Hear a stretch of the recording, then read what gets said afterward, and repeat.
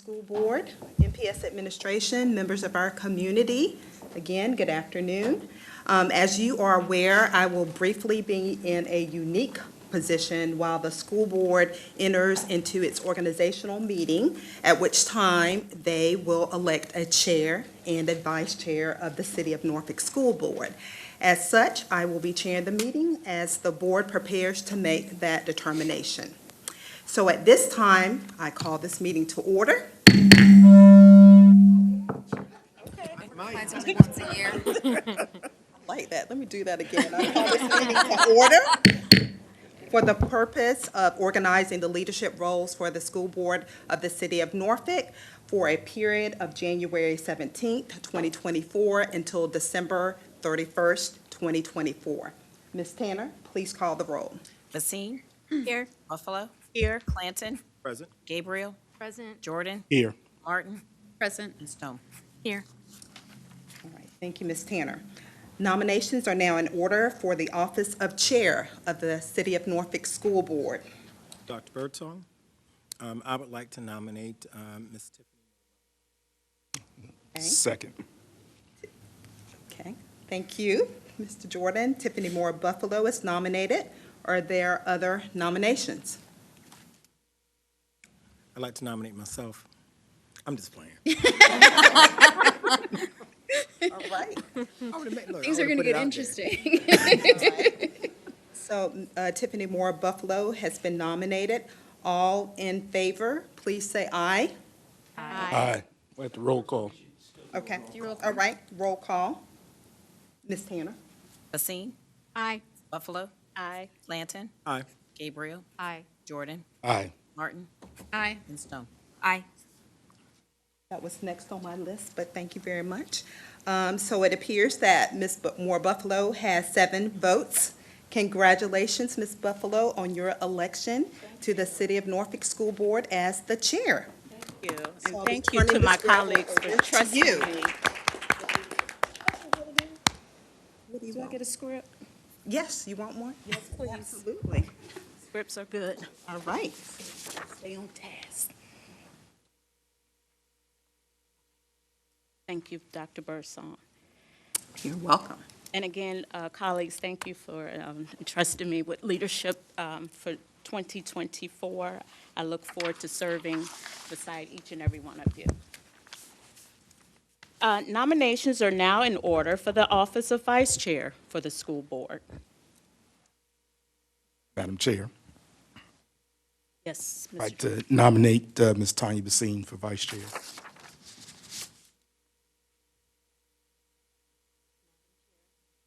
I would like to nominate myself for vice chair. Are there any other nominations? Nominations are now closed. But it's customary to, when your name is called, to vote who you support as vice chair.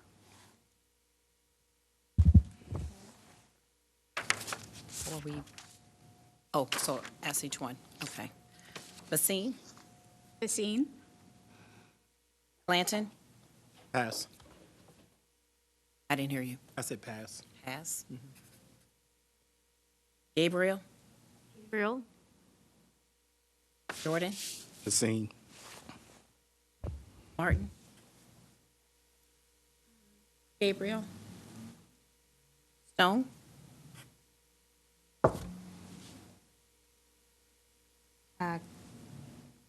Gabriel. Buffalo?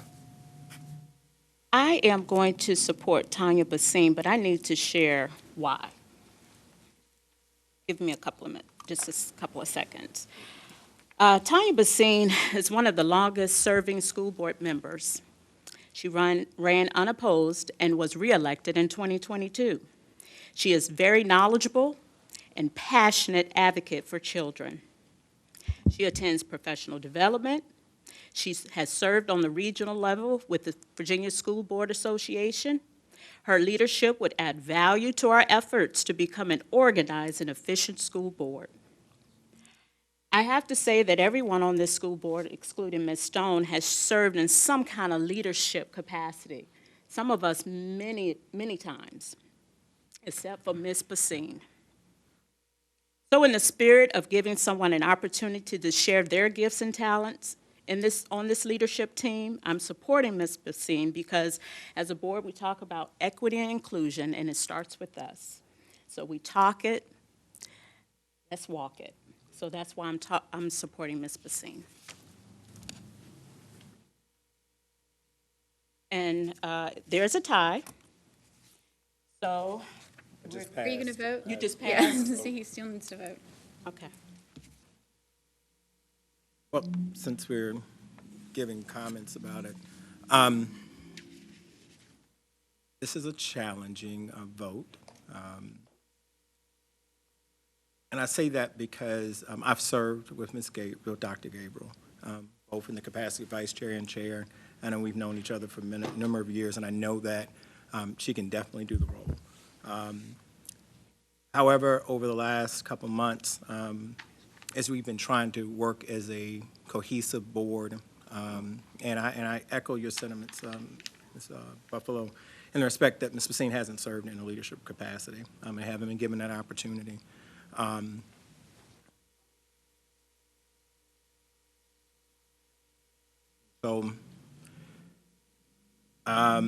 But I am a man of my word.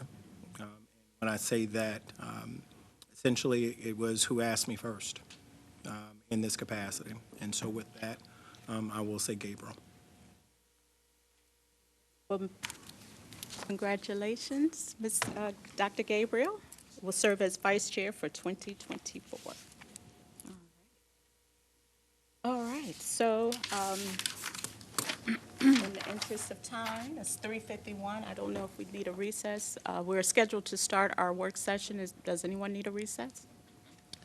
Don't need a recess, but I do have a question for you. So also, normally do the organizational meeting, we would normally also do the clerk. And then after that, will we have time either during the organizational meeting or before we leave to talk about just the workings of the board? I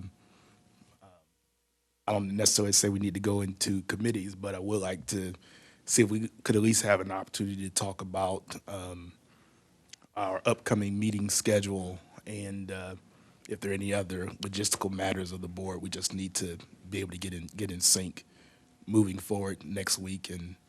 You also, the board has to appoint the clerk, also has to appoint the person who will attend meetings in the absence of Dr. Birdsong. Her Both appointees, appointments yeah. are to be made at the organizational meeting. Right, yeah, so, So- yeah, that's what I was raising. In that spirit, Ms. Moore Buffalo, you can entertain a motion on the clerk? Yes, that's Okay. So with that, I would like to move that the board accept and extend a contract for the continuance of board clerk to Ms. Karen Tanner. Do I hear a second? Just for clarity, I think the recommendation usually comes from the superintendent. Well, I mean, does Dr. Birdsong go ahead? Are you recommending someone else at this time? You had somebody else? I would like to recommend Karen Tanner as the clerk of the school board for the city of Norfolk. So with that, Madam Chair, I will accept the superintendent's recommendation. Move to accept. Second. All right. Martin, second. Ms. Tanner, please call the roll. Basine? Aye. Clanton? Aye. Gabriel? Aye. Jordan? Aye. Martin? Aye. Stone? Aye. And Buffalo. Aye. Oh, with that said, Dr. Birdsong, that wasn't on my script, so, but you have a recommendation for those who serve in your place in your absence?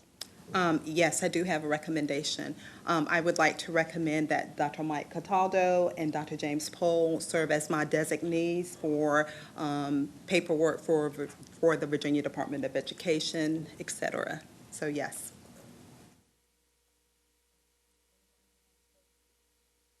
I want to hear, sure, all right. Said Dr. Pohl and Dr. Cataldo? Yes. Okay.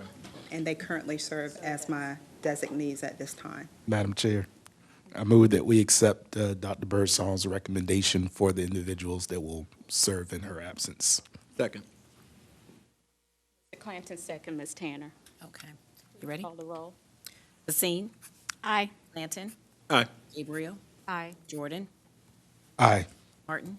Aye. Stone? Aye. Buffalo? Aye. Thank you, everyone. So now, Mr. Jordan, I will share quickly before we welcome our guests that my goal is to send out something very shortly to the board regarding the draft school board calendar, additional dates for budget discussion, our committees, also agendas, and just some work of the board, and just our structures of our meetings. So you'll see that, everyone coming out, and we'll have a discussion around that. Yes, Ms. Basine. First, I would want to say congratulations to Dr. Gabriel and Ms. Moore Buffalo. Thank you so much for the comments that you made on my behalf. In regards to the calendar, however, I am hoping that we can have something perhaps by next week so that we can formally approve it, so that we don't get into a position as we've had in the last couple months of being uncertain about the final approved calendar and things like that, so that we can. I agree, and I want to say, so when the board gets a text message from Ms. Buffalo at 5 a.m., don't ignore it to, check emails, because I'm just pushing things out, and I do agree that we can get these things finalized so it can be set in stone and we all know what direction we're going in, so I agree. So thank you so much. Madam Chair. Yes, Mr. Jordan. And the items that I hope we can get back to giving consideration, if we're unable to do it today, then maybe at next week's meeting. We worked with the Valburn Group for quite a while last year. We worked on several different beliefs. I think we agreed to a code of conduct, which we all were to sign and hang. But the main thing, there were tasks and work that we put forward in terms of thoughts around how soon we would be able to have information for our agendas, 10 to 14 days. We had work around student voice and other things that we haven't drawn to a close. And so I think it would be helpful if we could either decide that we're going to adopt recommendations from the committees that have come forward, or set it aside, but not leave it hanging. But I do think it's very important, at least for preparation purposes, to go back and revisit whether or not this 3-day notice, or when the documents are available and information is posted and available for our work sessions and our board meetings. You already know my feelings on it. Well, we worked on it, but I'm saying we never brought it back to the board to affirm. So we just want to find a time when we're going to affirm that, right? We can resend those out. I know Ms. Stone wasn't on the board at the time. We can resend those out. But we need to come to grips on those things. So as you heard, we have a lot of work to do, colleagues. So again, we're going to get going, and it's going to start moving fast. So check your email and check your text messages. All right. So with that said, we're going to move on to 3.01, Education and Facilities Planning Update. Dr. Birdsong? Yes, thank you, Madam Chair. I'm asking David Sturts to come forward. David has been with us, Mr. Sturts, for quite some time in providing us updates. I believe Mr. Sturts was here in August, and during that time, the school board charged him with a variety of things. And so today, he is ready to report out, and he's bringing a colleague, or he has brought a colleague along who I understand is a statistician and a professor. Bringing the heavy. And so, yes, so get ready for this very, very deep discussion. So, Mr. Dr. Sturts, Birdsong, thank you. thank you so much, and congratulations, Ms. Buffalo and Dr. Gabriel for your appointments. And as always, it's great to be with you, and it's good to have a friend, Dr. Kevin Barlow, with me today. If you see something that looked like it took a lot of gray matter to create, that was on this side of the podium. And what we're going to go through today is the initial dive that we did into looking at outcomes and facility factors given the available data that we had. Before I even crack open the PowerPoint, I want to put a couple things out there. One, I said initial. When we get done today, I am going to ask for additional thoughts that you might have, additional research that you might have, that you want to explore, given the line of work that's going on here, different hypotheses that you might have that you would like to consider in this data.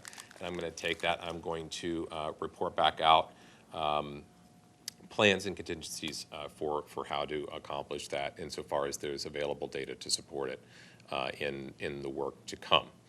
So we very much want this to be a part of the conversation on data and outcomes relative to facilities. By no means does Dr. Barlow believe that this is the story. It's not. It is an entrance into the conversation where there are some interesting findings. And they set up different questions. And for one, what we wanted to explore is looking at a portfolio arrangement, which is the relative, the arrangement of your capacities in your buildings to your enrollment. We wanted to look within Norfolk and across the state in outcomes around different portfolio organizations, ratios of students to buildings to outcomes and so forth. And at as Kevin and I discussed the work and what we're finding here, what we are comfortable saying is that there is not, in the data, there does not appear to be a definite small is good, large is bad, large is good, small is small is good, small is bad. You can't make gross oversimplifications in the data. What you can say is that looking across the state over a 10-year period, that at a minimum, districts that tend to have larger schools, fewer numbers of configurations, does not seem to have any negative impact on outcomes. And in fact, in some cases, there could be an argument for potential positive. That does not mean that larger schools produce better outcomes. It's not that simple. But neither can we say that, we can say pretty comfortably that it looks like there's not harm, at least to a certain point.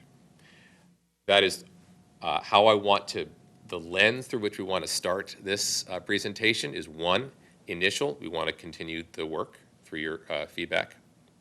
Two, what this is saying and not saying. We're not jumping to conclusions. We have no dog in this fight. We're exploring.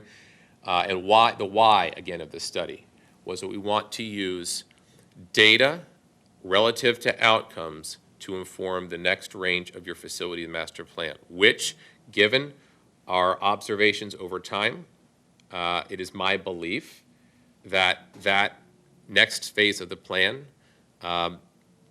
will likely and quite frankly ought to include some significant changes in terms of that portfolio. And I'm going to give some evidence to that today. But before making those changes, we wanted to make sure that we did due diligence into the first rule, do no harm.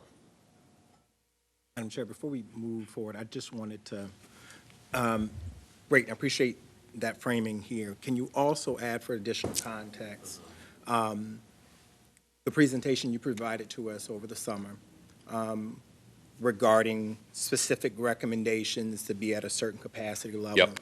How this presentation today connects with that. And the reason why I say that is because as a board, and before you got in the show, we had a joint meeting with council, and that became what was out in the atmosphere.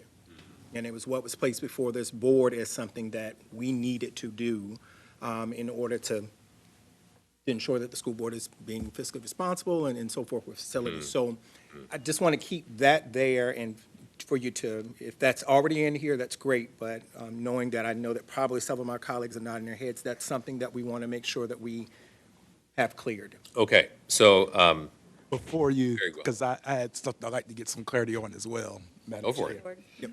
So I want to get just some clarity from Mr. Clanton, which, you said we had the joint meeting and what came out of it? Remember when we had a joint meeting with council, city council? Yes.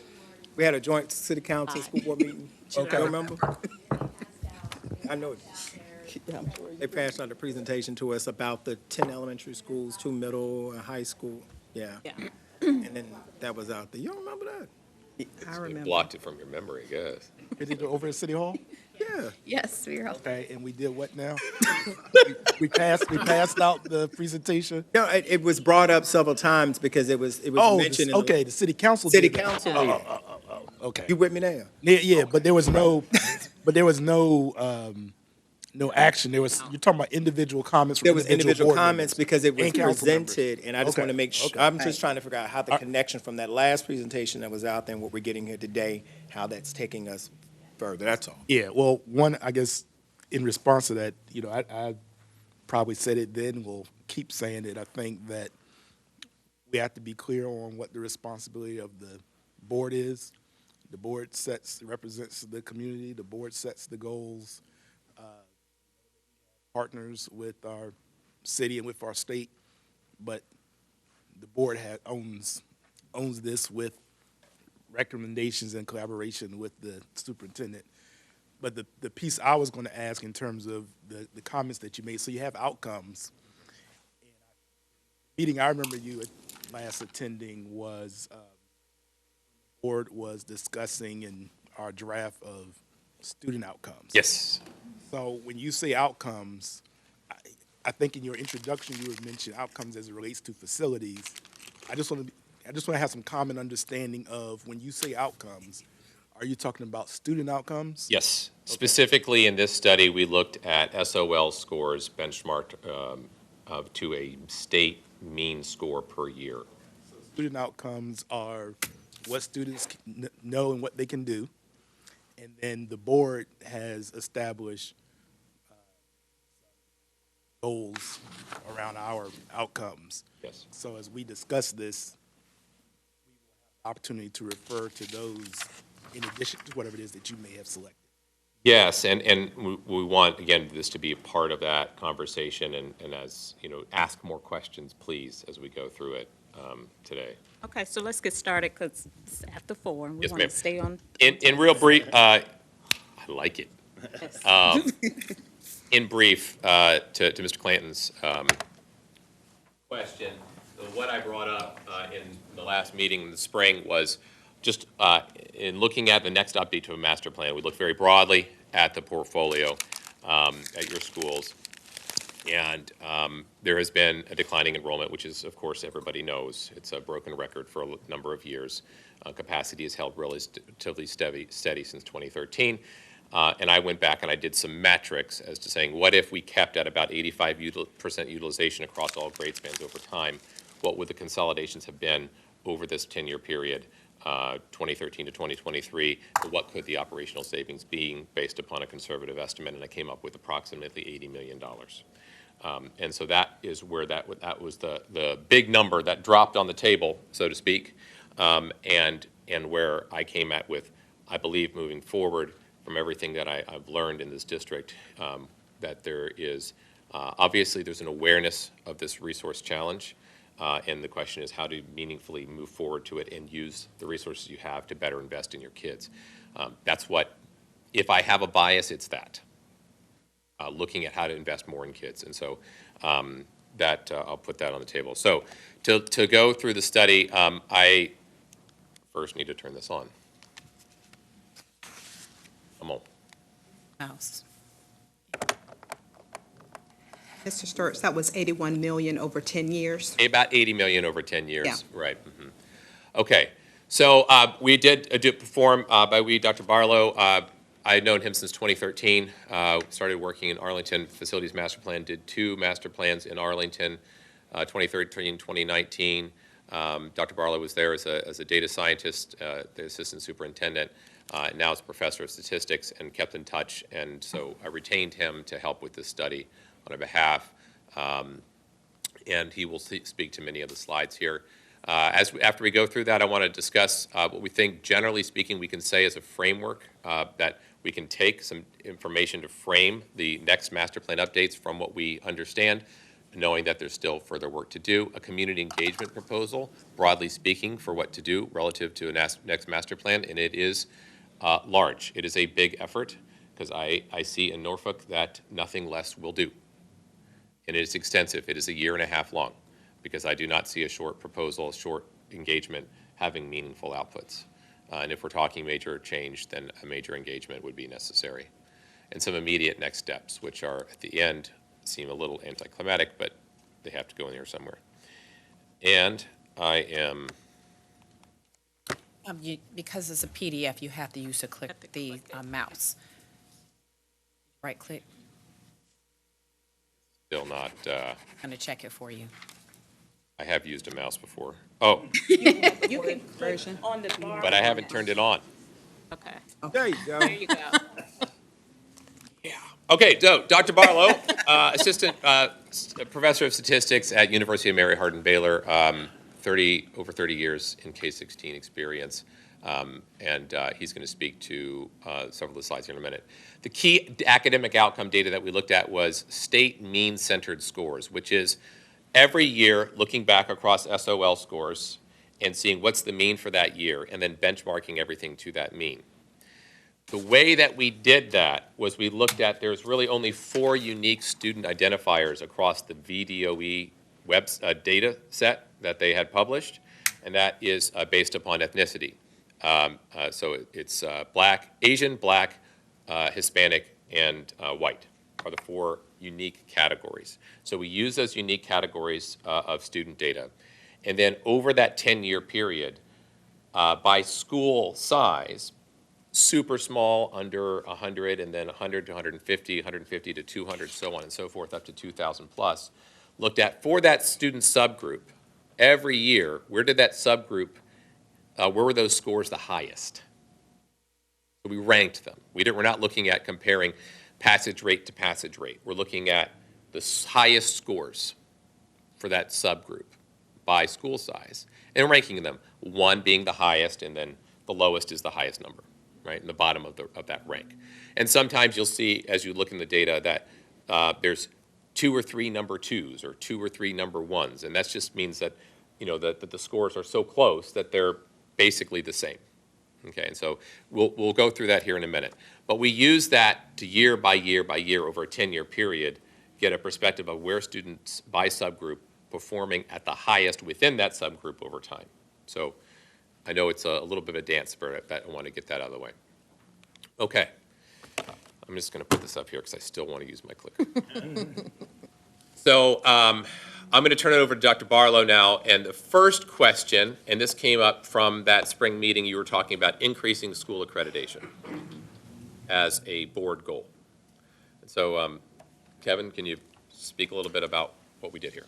Sure. So let me go back to that previous slide just for a minute on that state mean-centered score, because we're going to come back to that. So we have a good feel for that before we get into accreditation. So in order to compare scores from year to year, that gets a little bit challenging, right? If the test changes a little bit, maybe the level of difficulty from one year to year, that gets a little bit challenging. So if a test is really difficult one year, maybe they made a different structure in the test, or like in Texas, we're continually changing just the whole testing blueprint, that type of thing.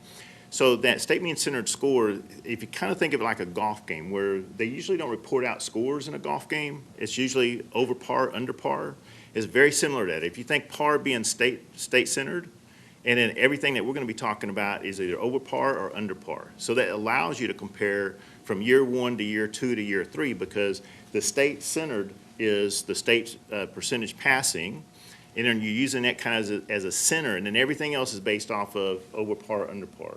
So for example, if one year the state had 70% passing math, and we were at 71, then we would be over par by 1. But then maybe 2 years later, the state's score was 75% passing math, and we were at 76. We really haven't seen a whole lot of growth, right? Because we've gone from 71 to 76, but we're still only +1 over par, right? So that's that state, so don't let a lot of initials there. But basically what we're saying is, think of it as over par, under par, compared to some sort of centered score. We're going to be using that quite a bit, so I just wanted to maybe add a little bit of depth to that. So this first analysis was not a real in-depth analysis with respect to statistical processes. Basically, we looked at all of the schools in Virginia, starting with the elementary schools, and we just looked to see what their enrollment was, what their enrollment band, enrollment size was. You can see those on the screen there, where we had below 500, 500 to 750, above 750, and so forth. So out of that total of 1,117 schools, you can see that 557 of those schools were below 500 with respect to enrollment, with 494 of those being accredited. So this is the year 22-23. So that would give you 88.7% accredited schools with less than 500 students in them. So I won't go into that much detail on each one of the slides. We're going to focus mainly on that right column now, where if you can kind of see the trend when we start from the lower enrollments, the lower enrollment bands, 500, then 500, 750, then 750. You can just kind of see the trend on the right side there as far as percentage accredited. So 88.7 to 92.5 to 97.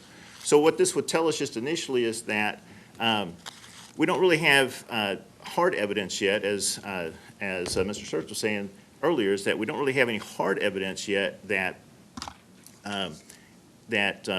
increased enrollment actually has some sort of increased in achievement or accreditation. But what we don't see there is that the smaller schools don't have more accreditation with them. So it's more about, if I have small schools, I'm not really seeing some sort of trend there that says the small is going to give me more achievement or more outcomes. And I'll tell you that, when we got into the state, it's very fascinating, because as a classroom teacher many, many years ago, it was always about small classroom size, right? I mean, 15 to 1, 20 to 1. And I mean, that was the mantra. Smaller classes, we're going to get better results, that type of thing. So just looking at some of those data was a little bit difficult for me to kind of manage through, because that's not what, as a classroom teacher, that we were really associated with smaller classes, going to give you better performance. All right, if we go to Yeah, and just a couple things. This is elementary schools only right here. And we're looking at the enrollment of the school as a whole as opposed to the class Yes. size necessarily. Ton.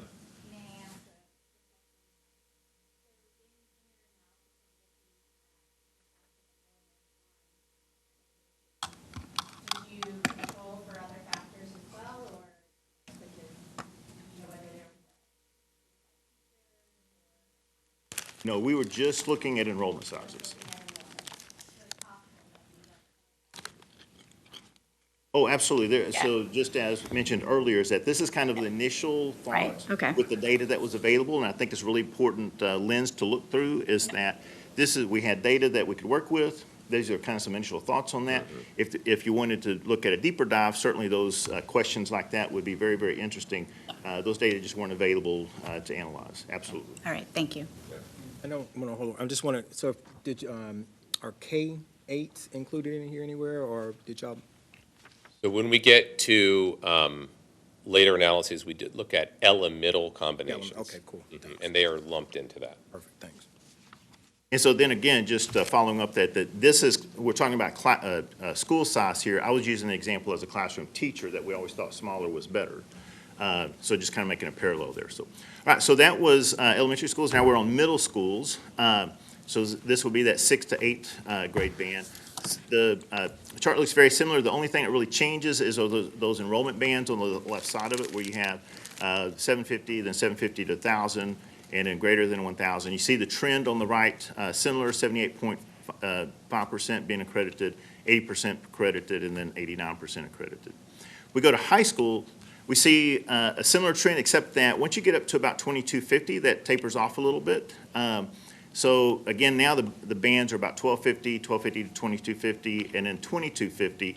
We kind of see a peak there at that 1250 to 2250 range. So there might be some evidence there that once you go over that 2250, that you see a little bit of tapering off there. I mean, large schools, really large schools, sometimes have their own challenges, right? I used to teach at a high school that had 4,000 students in it. It had lots of challenges, right? There's a huge high school in it. So those are kind of the trends. Just very, very high level, looking at just enrollment with respect to accreditation. Then we come to the path analysis. And the reason now, so this is a little bit more sophisticated analysis than what we just looked at. But the reason I really like the path analysis is that the way I look at data and the way I look at statistics is that no variable lives on an island by itself. I mean, all variables interact with other variables, right? But a lot of times we want to have kind of the silver bullet that, hey, if I do this one thing, then it's going to have all these major effects on everything else. But most of the time, in real life, everything's messy. There's nothing that straightforward. So the reason I kind of like the path analysis and why I'm trying to incorporate it into a lot of the analyses that I do is because it just gives us a different perspective with respect to, hey, maybe other variables are having some sort of effect here on things that we didn't even think about.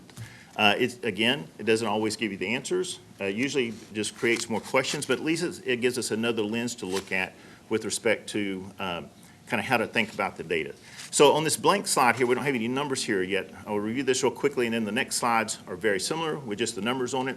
So what you're looking for is, or let me just define a couple of things here, is that behavior ratio. So that basically we took the instance of behaviors and then divided that by the enrollment of the schools. So we wanted a ratio there, not just a number, some sort of a ratio there. So you, actually on that number, you could have more than 100%. If you had students that had, let's say you were on a campus that had, every student had 2 instances, then if you had 100 kids, 2 times 100, that's 200 instances, right? But divided by the enrollment, which is 100, you would actually have a 200% ratio there, or 2-to-1 ratio. So just kind of a little context there, is that the behavior ratio could go over 100. That chronically absent, that's that definition by the state where you have, if I remember their definition right, is missing 10% of the time that you're in school. And then you take the percentage of students who met that criteria. SES, that probably should say low SES there. We left that off the slide there. But we're talking about economically disadvantaged students there. And then that utilization and FCI, Mr. Search could probably certainly talk better to that, but the utilization is that utilization of the campus, and an FCI is the conditioning of the campus.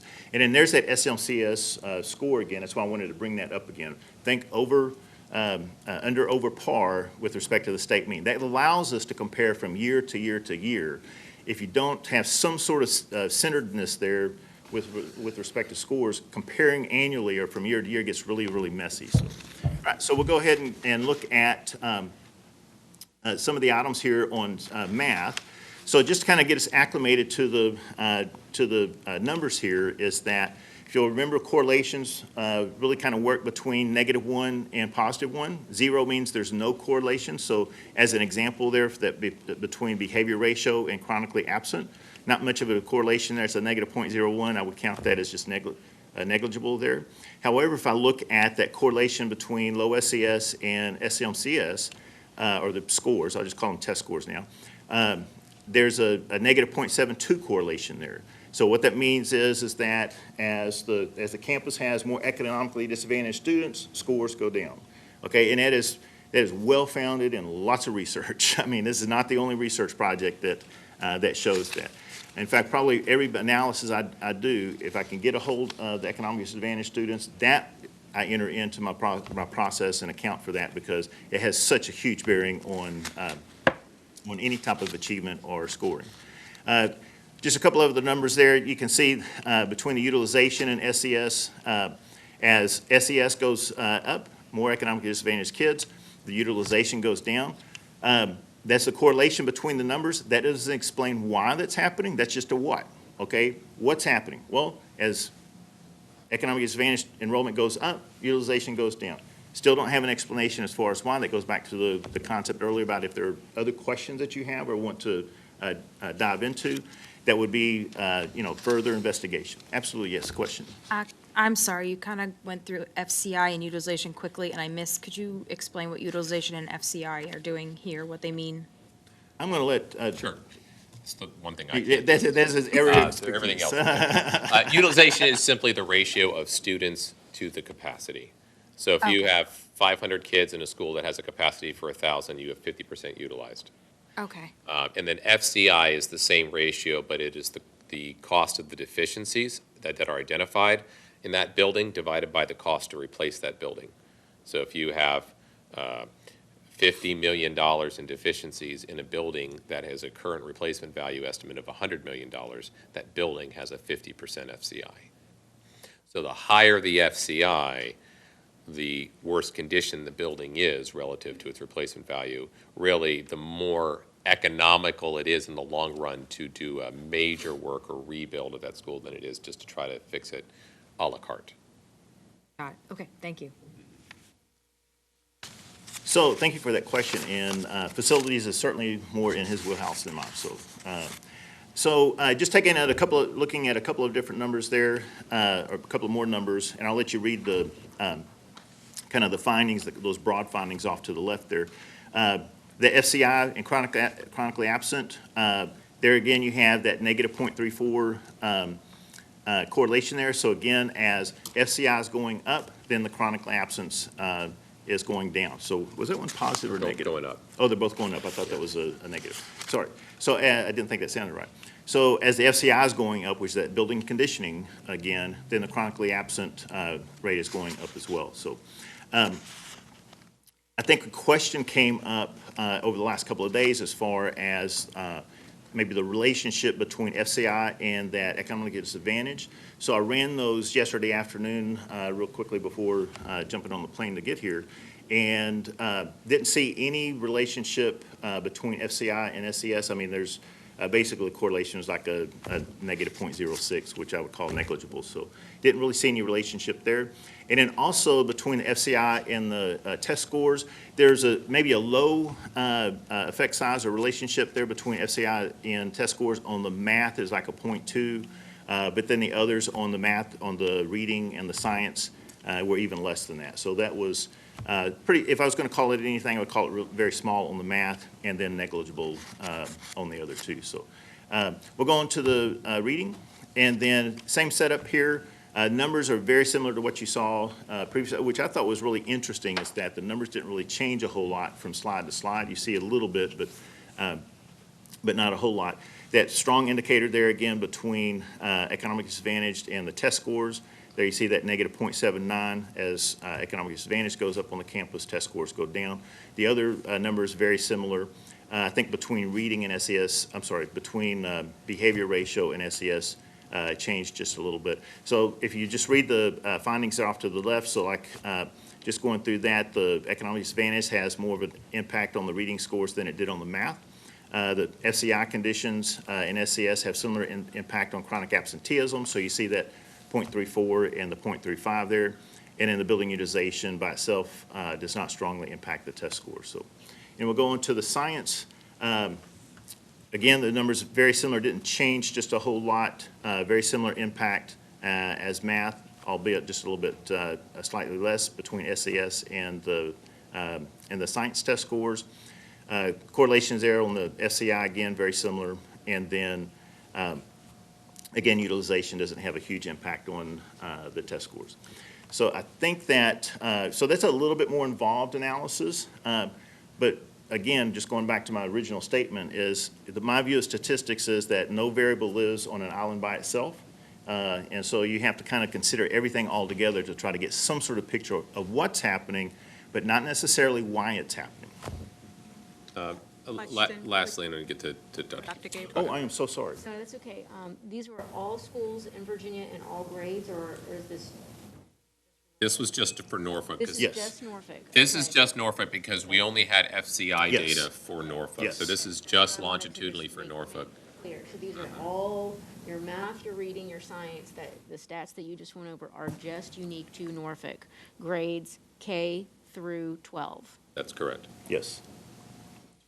And maybe just another point on that state-centered median score, that also allows us to compare, say, elementary to middle school, so this would be all the schools. Again, if I try to compare elementary schools to high schools, their math scores, that gets a little messy because maybe the elementary test was very different than the high school test. But if I do that, again, that centeredness, where it's over under par, so that's the score we're talking about there, was how was I above the state average or how much was I below the state average? So. And we did look, one of the questions that you all had from one of the meetings on this topic was to look at possibly portables as a factor here, and that also came out with no real significant effect. So we did test for that. Okay, so as I mentioned in the beginning, we looked at these state mean-centered scores over time between the 2014 school year and the 2022-23 school year, or 23 school year, and looked at by student subgroup, which is a unique ethnic subgroup, how the students did on the SOLs by school size, and you see less than 100, 100 to 150, so on and so forth, up to 2,000 plus. And then every year we ranked them, number one being where the highest score was for that subgroup, and the highest number being where that lowest number is for the subgroup. Then what we did with those rankings is did an average across the 10 years, because 1 year of data, I'd rather have longitudinal data than 1 year. And so this snapshot that you're looking right here is for those SOL passing rates by every, or the SOL scores rather, by every student ethnic subgroup over a 10-year period. There's 1 year missing because of the COVID year, but that's missing for every district. And for our studies, I tend to see blue as low and red as high. And so that may be inverse to what you're used to, but forgive me. So red is good in the sense that it's showing where you have the highest ranking, the closest to 1, right? The darker the blue, the lower the ranking for that subgroup. And across the state, you see elementary, middle, high, and here's, Carlos, the elemental, right? And it's not just K-8s because there's not enough of them to say just K-8. It's K-8, 1-7s, 2-8s. There's a hodgepodge, right? So it's kind of a messy data set relative to the others, but it's the conglomerate elemental. Just the visual, you see that the higher rankings tend to cluster around the higher sizes. Not necessarily at the highest, but towards the larger bands, where you see at the elementary schools, the sort of the densest red cluster is somewhere north of 600 to 1,100. And then the middle schools, there's a shift right on that perspective. And the high schools, there's a shift right on that perspective. Okay? This is across the entire state.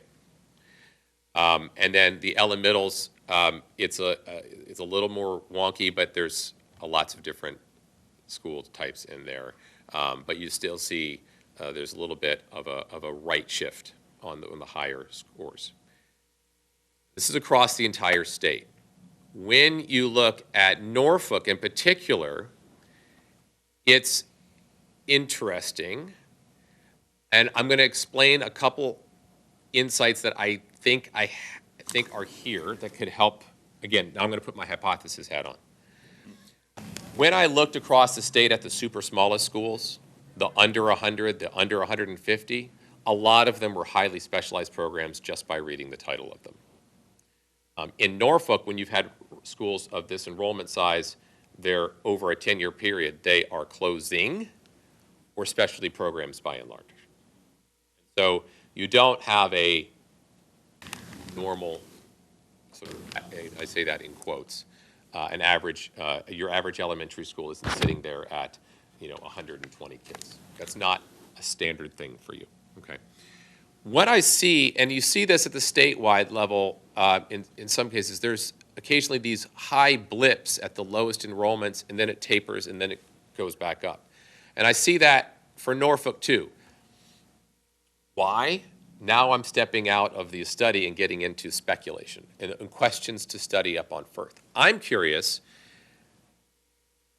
as to what might drive relatively high rankings and then lower and then higher again. I have a hypothesis that it has to do with the level of resources per capita you're putting in specialized programs in schools that might be closing and trying to put a lot of extra resources in, you know, as kids are making tough transitions and so forth. That's a hypothesis. I don't know if that's true. It's something to follow up on. But what I see then is if you see, like, for elementary students across the top in Norfolk, Asian students, you see two, like 4 or 5 instances of the number ranking 2. Fairly high, that there was the range of scores over time, the ranking was pretty compact. And it's fairly evenly distributed. So what this is saying, again, what we said is that the larger schools, it doesn't seem to do harm in many cases. Can't say that one is good and one is bad, but that's where we're getting that takeaway.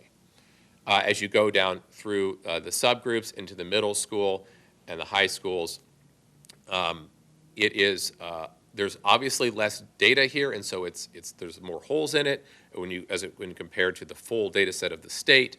But still, I see the general pattern is there. I have some more questions that I want to follow up in and on some of these anomalies, but I'm comfortable in saying that moving forward, if we're looking at a master plan that would shift the average school size up a little for your schools, that I'm comfortable in believing that is a no harm state, that is not going to on itself be a negative impact. Knowing there's a lot of other things that go into it, as Dr. Barlow was saying, right? Data doesn't exist in a vacuum. The next finding, so I'm going to toss it back to Kevin here and look at, we looked at these rankings. So I created the rankings, and then Dr. Barlow ran the stats on it. I'll let him talk through those. So let's go back to the previous slide just for a minute to kind of orient ourselves. And so if we think about that top row where I think it has the bands, I can't read them from here, but it has the bands from like 100 to 150, 150 to 200. Those are enrollment sizes. And we think about a rank of enrollment size from left to right as being 1, 2, 3, 4, 5, as far as a rank 1, rank 2, rank 3, and so forth, or we might have done it reverse. But anyway, it's a ranking between those enrollment sizes, and then we look at each one of those red spots, the blue spots, the pink spots, those rows with data. So like if I'm looking at that first one with the data for Asians, those are also rankings. So in other words, we have rankings for enrollments, sizes, and then we have rankings for how that student group performed at that enrollment size. So you may have a student group that ranked number 1 in one enrollment size, and then number 5 in another enrollment size. So now we're going to take those rankings and we're just going to do a correlation between the rankings themselves. And so it's a little bit different than, say, that path analysis earlier. We did a type of correlation. This is a little bit a different type of correlation, but it still has the same kind of the same concept. Whereas as the rankings go up, then we'd want to see what the scores are doing with, if the rankings and enrollments go up, we'd want to see what the scores are doing with respect to where they place, that student group places on that ranking. So let me just do an example here this is all ethnicities. So, and this was all Virginia schools in over that multi-year time period. So again, this allows us to compare from year to year, because now we're using rankings, we're not using just raw data points with respect to percent passed. And so if I'm looking at a 3-5 campus, that correlation ran from about a 0.06 to a 0.74. So in other words, as schools got larger, then the rankings for that student group, or in this case it's all ethnicities, for all ethnicities went up. If I'm looking at the campus 6-8, as the rankings went up with respect to enrollments, in other words, as enrollments got larger, then you also saw the rankings get better with respect to the student, all ethnicities. We'll get to student groups in a minute. And then the same thing with 9 through 12. You see that correlation between 0.06 and 0.73. So if I'm looking at that then with respect to just overall, again, not looking at any specific area or making any sort of specific claim yet, just kind of a feel for the data, it seems like, okay, as schools get larger, it's certainly not saying that the scores are getting worse. Again, don't really have any hard evidence yet about, hey, if I increase enrollment size, scores will go up. But we don't see any evidence yet, really didn't throughout the whole study, that small schools, small enrollments, low enrollments, would actually have better benefit with respect to higher achievement outcomes. So basically, this is all, I'm not going to go through each data point on the subsequent slides. This is all ethnicities. You see the range for correlations. All of those are positive, except for maybe one there that's a negative. All of those are the majority of those were statistically significant. And then if I go to the next slide, so now we're talking about black students, so that group. If I look at the same setup there, you see positive correlations for each grade configuration there, grade 3 through 5, 6 through 8, 9 through 12. Again, as enrollments get larger, we are seeing a tendency for the students in those higher enrollment bands to actually do better. Again, the majority of those were statistically significant. And then if I go to Hispanic, we see the same trend, maybe a negative there on the 6 through 8, but overall, it has a positive correlation between size and scores. And then if I go to white students, see very similar data there. Again, the majority of those being statistically significant. And then I think we had one more slide. Yes, Asian students. Again, the same trend there with respect to seeing that as enrollment sizes go up, then we are seeing some tendency for scores to go up. I think the big takeaway for me, and Mr. Searcy and I have talked about this quite a bit, was I think the thing I could say the most, with the most confidence in the study that we've done is I don't see any data that says a small school is going to produce high test scores.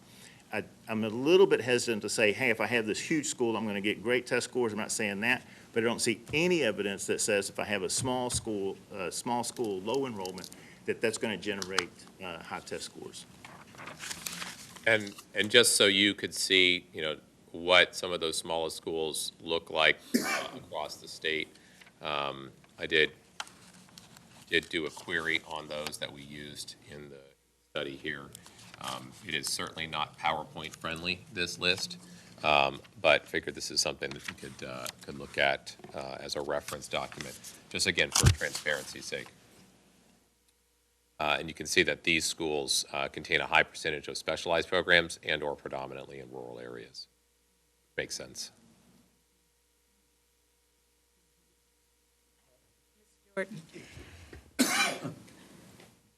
Just pause on that slide for a moment because I'm gonna catch up eventually. What, But- binoculars? No, just trying to understand. So on this particular slide,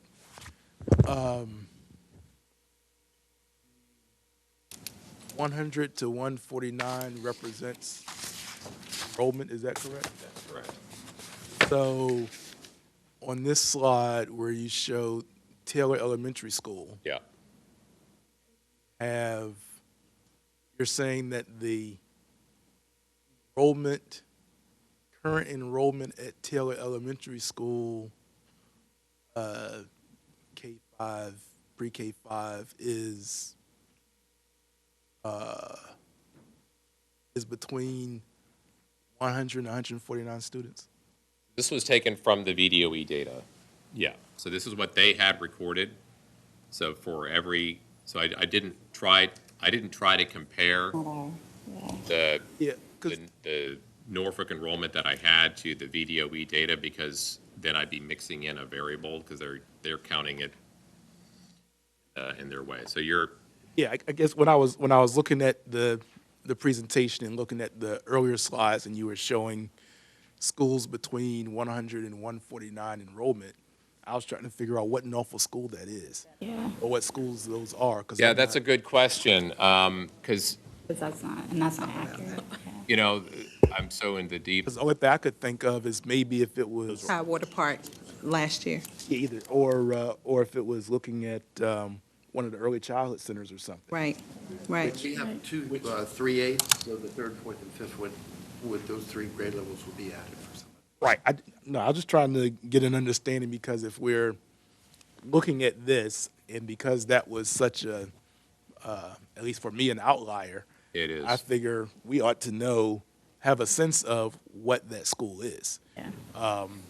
And like Dr. Birdsong said, unless it was Tidewater Tidewater Park Elementary, as they were 3-5 with a dropping What enrollment made sense to me. due to housing, Yeah, right. it might just be that one. That's what I think it is. Okay. But that is a valid question. And then to over follow up on. time, even when, if that is the school, even when Tidewater Park Elementary School was larger, we would often see, at least in math as I can recall, that there was higher, higher than average performance there. Yeah. And so, I guess I'm going to wait when we get through it more because I'm still trying to just understand the rationale as it relates to size of school and student outcomes and how it relates to Norfolk. I think there's other, and Ms. Basine touched on it earlier, I think there are other factors there, and so I'm just trying to get an understanding, but that one just was an outlier for me because I just couldn't figure out what that school was. Schools were. I saw it, and the only thing I could think of was TWP. And one of my curiosities on this is why there seemed, and it's not just Norfolk where I saw the super smallest schools rank high and then low ranks until you got to about 500. I saw that several times.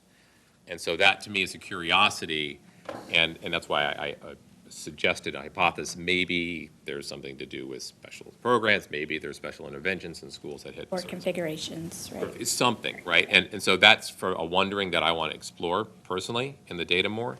I think what I can at minimum do is to get sort of the inventory list for you all of these schools and the data for Norfolk over time and just get you all the raw data.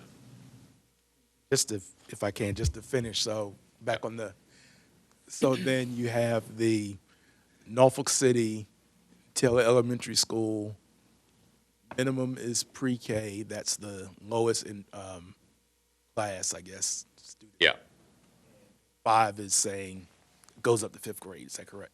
that's correct. Yeah.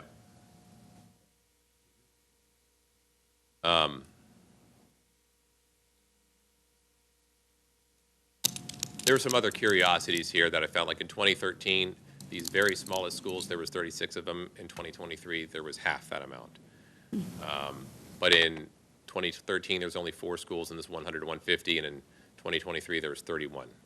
There's some curiosities there, but that's probably a rabbit hole to run down. One of the questions that as I was talking with another district chief, just in generalities about the study and getting some feedback, the response was, well, you want to make sure that you're not simply saying Fairfax is really, really, really big with high outcomes and that's skewing the data relative to others. So, good point. So, you can thank Rick for sparing you the full presentation, which I had every enrollment band in here, which would have put all of you to sleep. We don't have that much time. No, ma'am. So what we have here is just those districts in the 20 to 30,000 enrollment. So I looked at those SOL scores, and here they are: Stafford, Arlington, Newport News, Spotsylvania, Richmond, Hampton.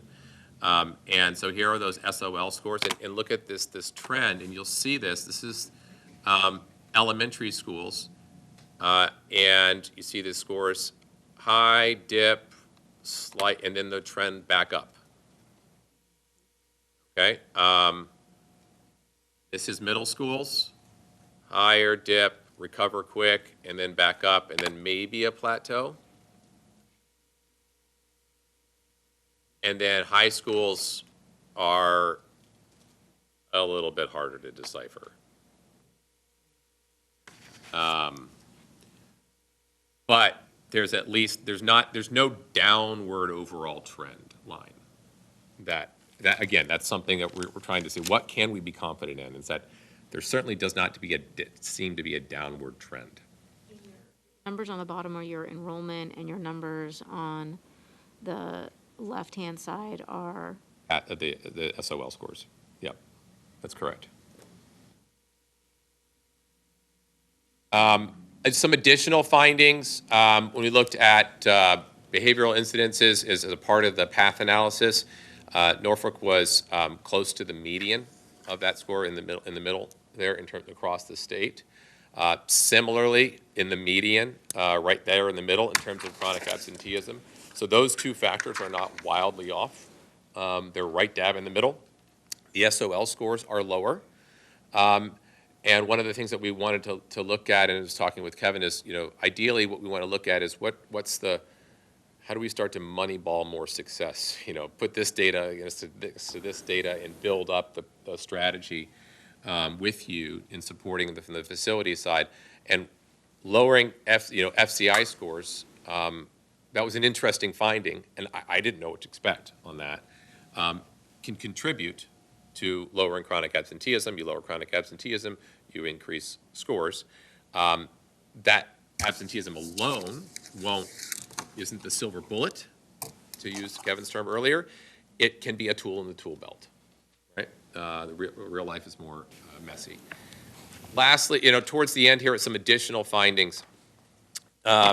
Just me looking at the average passing rates, looking at enrollments, numbers of schools, total configurations. Some things stood out. One, Norfolk, next to Fairfax, you have more configuration types than any other division in the entire state. Wow. You have Yeah. 10. Fairfax has 13. You have 27,000. They have 180,000. Yeah. If anybody's paying attention, when you say configuration types, can you just kind of? K5, K8, 3-8, 1-6-12, 1-5, all the different splits that you have between K-12. That's correct. And then I just took the ratio of students to schools. Because I don't have capacity numbers for all these districts, but we do have numbers of schools, we have numbers of kids, and these are of your base schools. They're not all the specialty, because you have like 47 if you count the specialty schools, but this is the VDOE number set. You got 651 kids per school, which is the only one lower in those districts that are about 15,000 and up is Richmond. And you can see just north and south of you are 788 and 718. so break that down in plain speak. In plain speak, you have less kids per school than your peers by a significant margin, with the exception of Richmond. Their average student-teacher ratios. Student-teacher ratio? No, I do not, but that is a good question. I'd be the number of credits. I believe that data is available, so let me look at. I was just curious since you.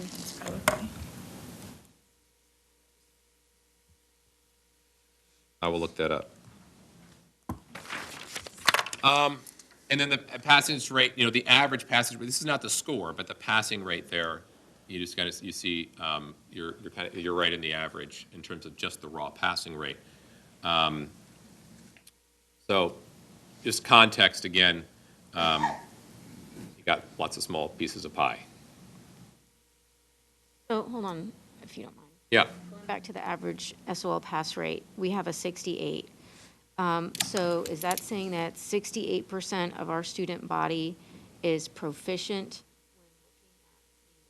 when looking at the mean test score? So this was not looking at the state mean-centered scores. This was just pulling directly from the last year of SOL passing rates in the VDOE database. Okay. So it is a different number than what Kevin was looking at is 10 years of state mean-centered scores. This is a snapshot year of passing.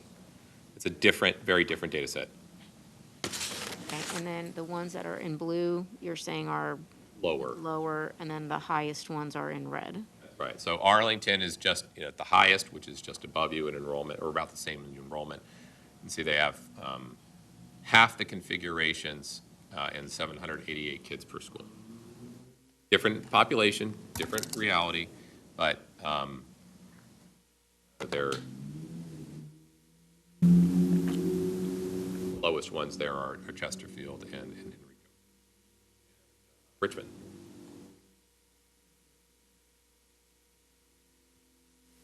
Okay, implications for facility planning. Again, my hope, my desire is to refine these over time, but starting, what feel confident saying is that it appears that in Norfolk, facilities conditions impact chronic absenteeism at a similar rate as SES impacts chronic absenteeism. That's what it appears, looking at our analysis, which in turn impacts SOL scores. So, additionally, across the state, larger enrollments at a minimum do not correlate with a decrease in SOL scores and passage rates. And in some cases, it appears that there's a positive, potential positive. So there appear to be some exceptions to this trend, as I mentioned, and I'd like to look into those more. Hypothesizing that those bumps could be influenced by specialty programs, by specialty interventions, by special ratios of FTEs to students and other things, data that I looked for in the beginning, but I couldn't get to scale enough to have confidence in doing their research, but I'll keep looking. There appears to be a gap between this and lowest enrollment, and about 500 and 600 where performance tends to increase. In accreditation, you saw that tends to be higher for school. Elementary is higher than 500, middle is higher than 750, and high schools between 1250 and 2250. So what I'm looking to do is to take these initial findings and start to apply some of that thinking to a portfolio change, and then refine that as we get more data and you get more questions. So I would look at an update that would start with getting as many students as possible into facilities with lower FCIs. I can't control the kids' SES. I can control the building condition, in theory. And so, strategies. I want to be your advocate and advocating for more capital funds for you because you need it. You absolutely need it. You've needed it for a long, long time. Increase capital funding by the city. You decrease the number of high FCI buildings or some combination thereof. Logically, that's what we got to do. Secondly, determine an enrollment size for each grade level and I would like to work with your operations and work with Dr. Pohl and academics and look at moving forward what would be the model school size, the model school, not just size, but start with the model school program in terms of human resources, teachers, interventionalists, curricular, extracurricular programs, so on and so forth. What do you want every kid to have access to every day, and what does that cost? What does it cost to do all that? How many of these anchor schools can we afford to operate? What is the gap between what we want and what we have by school? And in doing that, that backs into an enrollment. We don't start with, let's throw a dart at 500. I wanted to see is if there's a harm done. I don't see that. So what I want to do next is work the other way. What do we want? What does it cost? What does it mean in terms of enrollment to sustain that by school? How many of these schools can we afford to resource richly as we desire? And in doing that, 3 different strategies. Maintain the current configuration mix, pare that down into more of a traditional elementary, middle, high, or you could move in an aggressive direction of, say, wall-to-wall K-8s. So at a rough order of magnitude, Here's the rough order of magnitude. Not pin these numbers, but this is. You just say that, say that again, say that again. Do not pin, City, do not pin your hopes on these numbers. This is a rough order of magnitude start. You have about 27,000 and a half capacity for your elemental K-8, your PK-8 enrollment right now. It's your schools. They're utilized at about 69%. You have 70 schools. Your average enrollment, therefore, at these schools is just straight division is 479. You have $500 million in deficiencies in these schools. Will never catch up. Never. Even ESSER doesn't catch you up. And ESSER's a yesterday. Grateful, but it's now yesterday. If you keep your same portfolio and more or less reduce down in that elementary, middle, high, you could get to about, with 7 less schools at the elementary and middle level, you'd be at about an average of 581, about 80% utilized, and your deficiencies would be reduced in half. You'll need $250 million, 72 million. If you were to say, okay, model, and what I did here is I went through and looked at what are the schools, where are they placed, that if you renovated, and I mean invested big time, in the schools that are in poor condition, that have the physical plant and site large enough to sustain a 800, 900 student K-8. Put healthy dollars in there, 75% of the replacement value equals that renovation cost, so you could do a to the studs reno. So it's a high number, but what you're looking at is you could have 24 schools. You would be at utilization, you'd be at the mid-90s in terms of utilization at the elemental. You would go from 40 to 24, you'd have an 800 average school enrollment at the K-8s, and it would be expensive.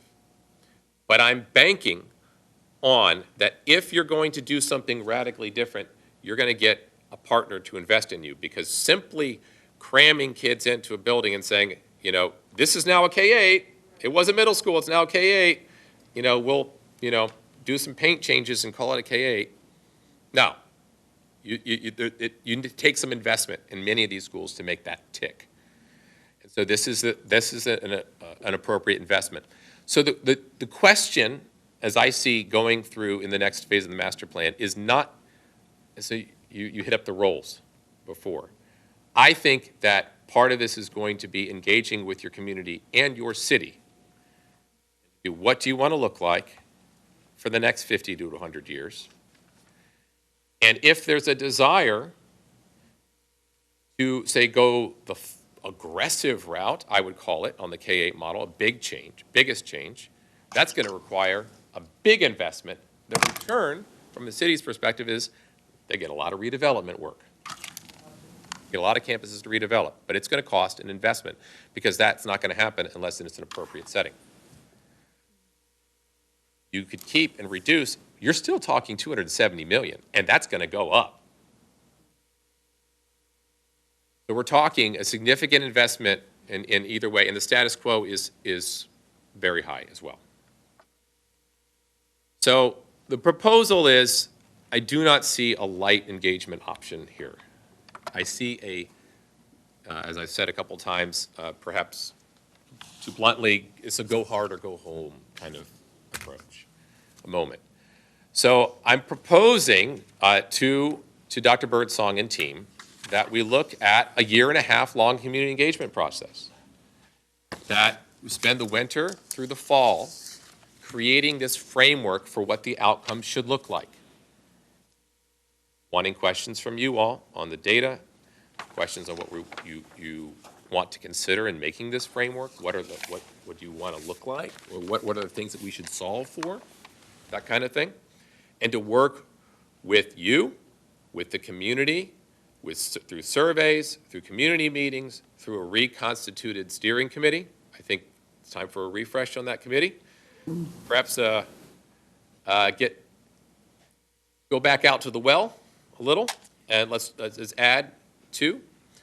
And to add to it something that we haven't done before, which is focus groups, which is as we start to get into applying the framework to see where it would most likely impact communities, and then to intentionally go to those communities, not in open community meetings, but to those likely impacted groups, and have focus groups about the data, about the outcomes, about the framework, and then and do that in an iterative fashion, at least twice, through developing some options for the fall through the spring of next year, basically next school year, and then to finish up through the spring of next school year, and then spring of '25 to the summer, taking all of those options fleshed out and commented by the community and coming up with a draft plan.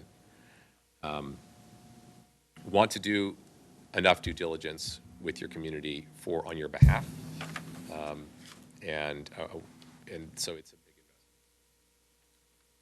So with that, here's the anticlimactic part at the end, which is the immediate next steps is on a much more tactical level, things that we discussed in the past. It is Madison closing time, return that to the city, moving the program to Easton. I've walked that building with Rick. We've looked through it. I think for a fairly minimal investment as capital projects go of about $500,000, can make that a suitable site. Certainly much more suitable than the present, closing Coronado, returning to the city. So that has been an earful, and I appreciate your attention and questions, and open the floor to further questions and things that you'd like us to explore. Okay, so school board members, you have heard the presentation. I see arms going up. Yeah. Yeah, all across. Okay, so we're going to go Ms. Stone, Clanton, Jordan. Get my grandparents right now, and Ms. Basine. So we'll go in that order.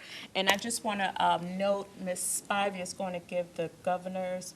So we're going to get a high level of what, because we got the presentation in our pack, and I know every board member has reviewed it. So very high level once we transition out of this presentation. Okay, so we'll start with Ms. Stone. Dr. Birdsong hit on my biggest question, was that student-to-teacher ratio. So you already have that noted. I just want to be sure that we're not conflating enrollment size with class size, because I think Right. sometimes it's easy to Yeah. confuse the two.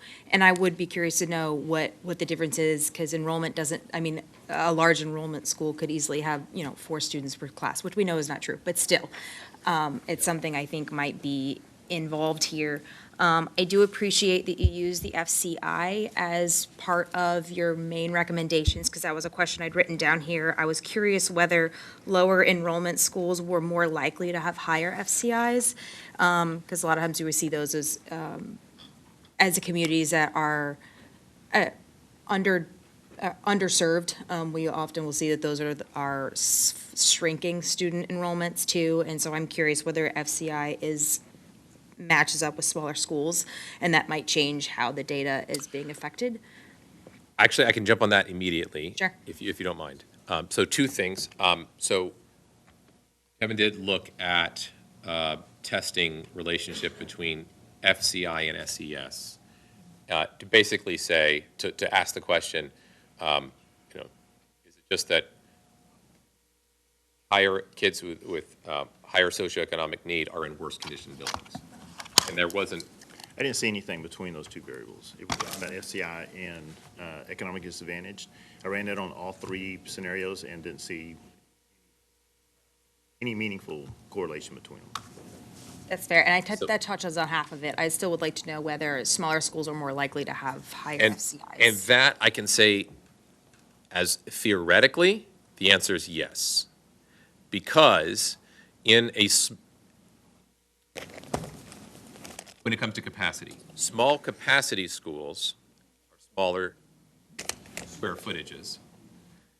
Smaller square footages have lower replacement values. And so if you have a broken roof in a small building, it's going to cause that FCI to go higher than a broken roof on a very, very large building. Now, the roof is larger, Right. But there's also a lot more guts in Sure. a big, old high school than there is, say, in. So as a rule, yes, as for these older schools, because they tend to have these deficiencies, which then are much higher relative to their replacement value, which means it's felt more. That condition is felt more through the data. Right. And so I'm thinking if that is the case, then theoretically, the enrollment size isn't necessarily the determining factor on whether the scores are changing or not. It's more about the building.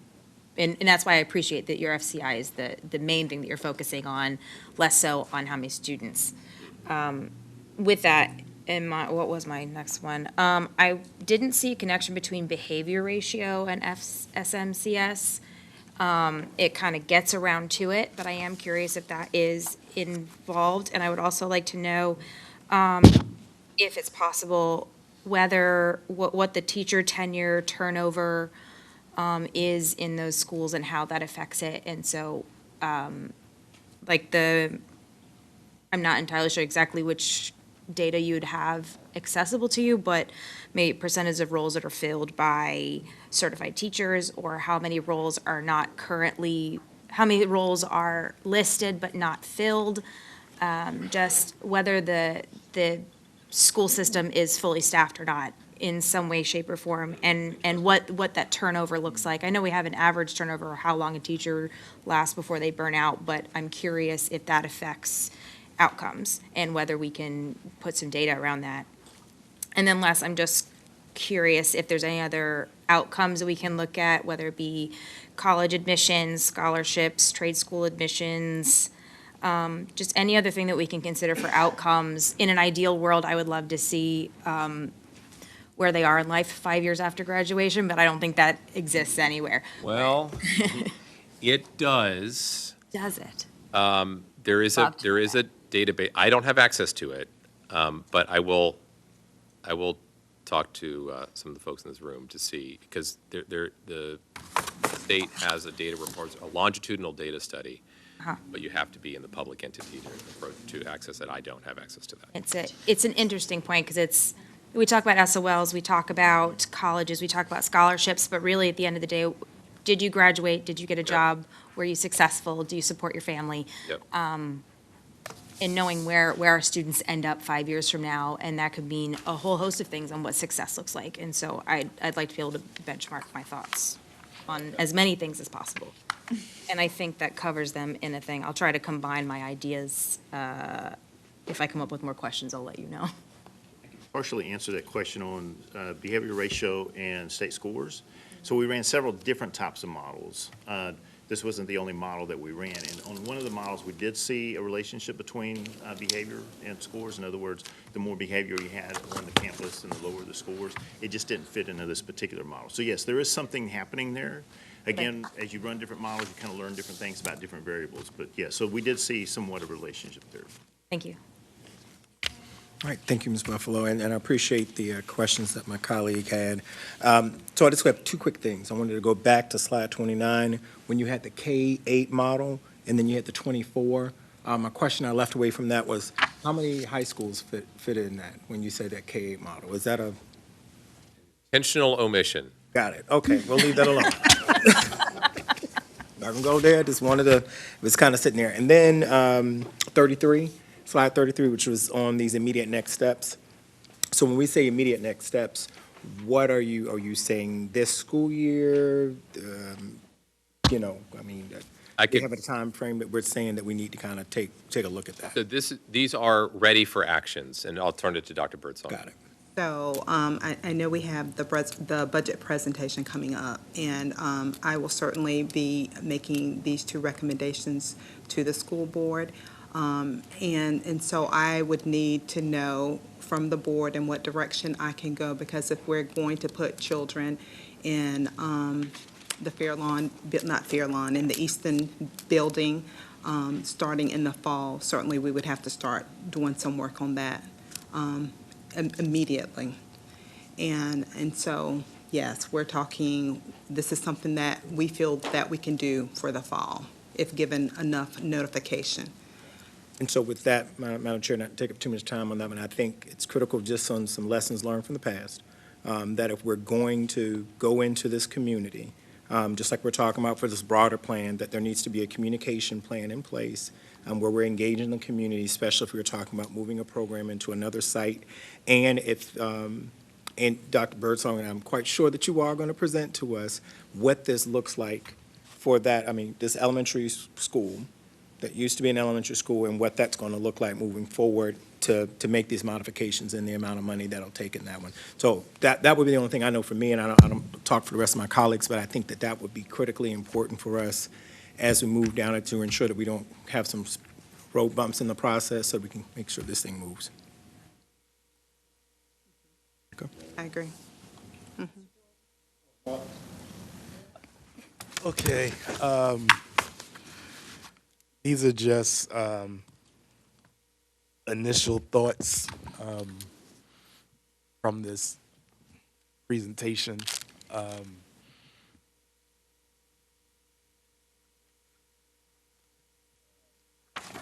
So let me, so one, I think the board and the superintendent have been working on goals and non-negotiables. And so we have given attention to prioritizing student outcomes with some goals over the next 3 to 5 years. We have drafted and adopted some initial non-negotiables, which provides a potential framework for the superintendent to come forward with what she will do to as interim goals to accomplish the long-range goals, student outcome goals. And then the non-negotiables provide a framework for which to do that that is honored. So in essence, the non-negotiables say, if we get there, do what you have to do to honor those non-negotiables while driving to accomplish the goals that we've set and the interim goals that she has set for us to monitor to accomplish those goals. Somewhat similar to Lone Star governance. Okay. I'm a little squeamish about how you picked one goal around accreditation and using average SOLs and align. I have to work some more with the methodology that you chose to present to us. Because and even as we've just had some early discussions, what I'm hoping the board will rise to is with us being focused on our governance responsibilities and our monitoring around student outcome goals that we've set and the non-negotiable boundaries. And perhaps see if we can get to the point where what we now call ed planning, which I think needs to be renamed. I think what we're really considering right now is right-sizing the district. I think right-sizing the district begins with the board having listened to the community, established the goals, established the non-negotiables, and then really these efforts around right-sizing then get passed off to the superintendent to help lead and do her piece around the community engagement, to come back to the board with a right-sizing plan that's aligned with the board goals and honors the non-negotiables. And I think right now we have, one of the things we talked about for the last year or so is alignment and coherence. And right now I think we're misaligned and I think we're incoherent. And so what I'm advocating that the board not do is add another layer of things that we are putting out there without us make sure that we are in sync on our alignment and our coherence. And one of the reasons that struck me, so as you were in your analysis, you talked about all the configurations that we had. So I think one of the reasons we have all the configurations that we have is we have had incoherent ed planning. So we started, we stopped, we adopt models, we say we're going to have 3/8, but we're going to have 3/8 aligned with a series of pre-K 2s. We don't do the pre-K 2s. We decide we're going to close the school. We're going to make it a 3/8. We never talk about attendance zones. Things just hang out there. They don't get closed, and we end up with this incoherent hodgepodge, my words, of configurations. And in my view, we're just totally misaligned. Also, I'm concerned that I don't want to see the facilities to drive the student outcomes and the goals and the non-negotiables, as you described earlier, as in some cases as a tool in the toolkit. So this is a tool in the superintendent's toolkit to achieve what the board has established as goals based upon what the board says it has heard from the community. And so part of engagement needs to be about the board finishing our work of going back out to the community to share with the community the goals and the non-negotiables that we've put in place, and being able to also share the strategies that have been adopted in order to achieve that. Then buildings and right sizing and program movement and program evaluation and all those things, to me, is superintendent work.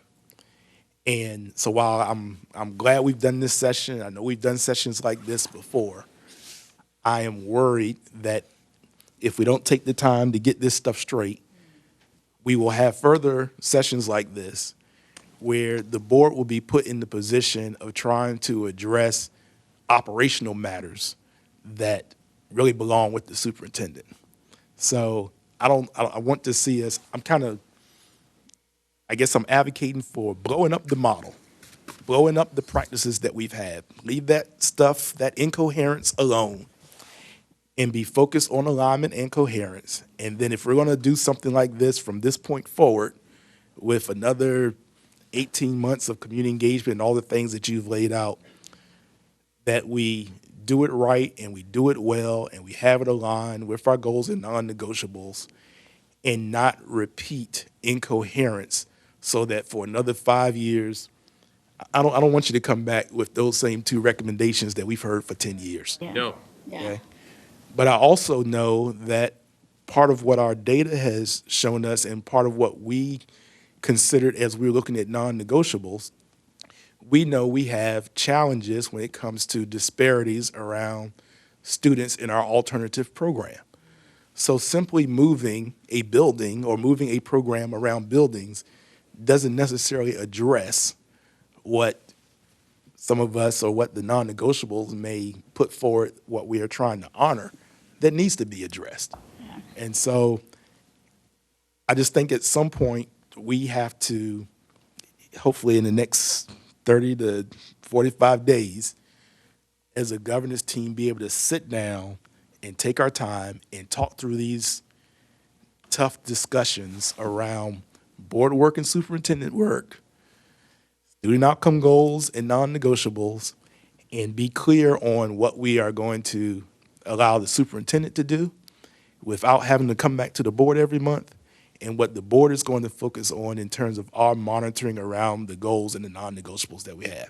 In the absence of that, we will continue incoherence. We will be distracted by the whirlwind that comes from city council or whoever comes to the microphone. And being distracted by that whirlwind, to me, is part of why our student achievement is not what it could be, and our focus on superintendent work is too great. So I think we have to be willing as a board and a governance team to really take our time and finish drilling down on our work before we just rush and layer and do things again. I want to learn from the past. I've been here a while. So if we're going to do this moving forward, I want to do it right. And I want it to be done in a way that it survives board turnover, it survives consultant turnover, it survives superintendent turnover, because it's focused on what's best for students, and each leg of the relay we are passing on to whoever follows with us, from us, something that is coherent and aligned, and we don't have to keep having these fits and starts that we have now. So that's just my If early pieces. If you'll allow me an amen. And that's real, okay. You ain't been me before, but I want to make sure. That, well, you didn't, but I'll say it anyway. Amen to that. Okay. And if I compare it back, I like what you're framing here of the goals and the non-negotiables. As you were talking, what I'm hearing is our framework that we would take forward into the planning would be boards and superintendents' non-negotiables plus some of these other things or things that support the non-negotiables in the work that we're doing in the community. But an anchor point for that framework would be your non-negotiables, reaching towards the goal with a known strategy of achieving those goals being right sizing. And so in having that student achievement focused, which I appreciate, and what I'd like to do is to work with your district leadership here to identify from those non-negotiables what those model school programs and supports look like, and then to build the master plan around those programs, supporting those programs in each of our schools. We have to finish our work, and then the superintendent, we provided to the superintendent non-negotiables. The superintendent is providing to us how she will honor those non-negotiables.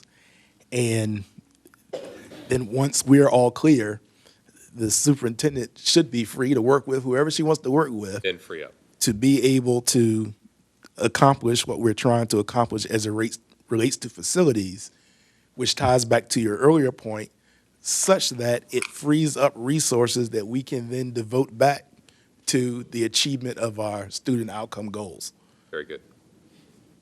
I don't want you to rush her into trying to have a conversation with you before we've had a conversation My as note a is board. wait for at least 45 days. That's what I wrote down. Basine? You know, I think Mr. Jordan has summed up just about everything. You know, I think our work, completing our work, engaging the community around what our goals and non-negotiables are, and then any discussion around right sizing is critically important, also in terms of getting buy-in. Right. And we know that, you know, what impact that has on the decisions that we make going forward, because we want to bring our community along with us with the decision-making process. So I too, you know, second and ditto to everything Mr. Jordan has just said, and support that strategy. So yeah, and I appreciate, you know, all the work that you've done. I've really appreciated the analysis that you've brought forward. I would personally, you know, would like to see perhaps a little bit of a deeper dive in terms of some of those confounding factors and looking at how the multiple variables are impacting each other, because I think that, like you said, you know, one enrollment size by itself, you know, isn't everything. And so we know that other factors are impacting what we're seeing. And so, you know, I'd caution us at this point to generalize too much without having that a little a deeper look into that. So, and I too agree with Ms. Stone with looking at the teacher fill rate, which is data that we do have. Yeah, that's yeah. noted here. Yeah. Thank you. So I appreciate that. All right, thank you. Well, that's the questions and discussion we have. We thank you for Can I ask sharing. one Oh, final question? I'm sorry. Okay. Off one thing that Mr. Jordan said, since one of the, I can't remember if it's a goal or non-negotiable, I apologize, is in relation to behavior, since we're talking about buildings. Would you know, or would you be able to find out the relationship between FCI and behavior ratio? How the building, Behavior Yeah, meaning they can discipline? come out with an effect size on Like that. discipline? yeah, essentially, that's kind of what that's getting into, yeah. Yeah. Okay, we can look at that. Or if there's any other factors within discipline or behavior that are affected by a facility, or at least if they're correlated. Obviously, we're not going to know if there's causation there.